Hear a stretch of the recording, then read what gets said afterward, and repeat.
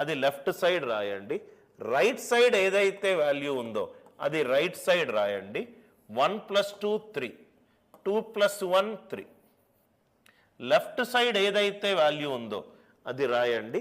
Right side ఏదైతే value ఉందో అది రాయండి. 1 + 3 ఎంత? 4. 3 + 3 ఎంత? 6. 3 + 1 ఎంత? 4. గోల్డెన్ రేషియో గనక మీరు మర్చిపోతే చాలా ఈజీగా లెఫ్ట్ సైడ్ వాల్యూలన్నీ తీసేయండి. మిగతావన్నీ గోల్డెన్ రేషియోలే. చక్రవడ్డీ మొదటి సంవత్సరానికి గోల్డెన్ రేషియో 1. చక్రవడ్డీ రెండో సంవత్సరానికి గోల్డెన్ రేషియో 2:1.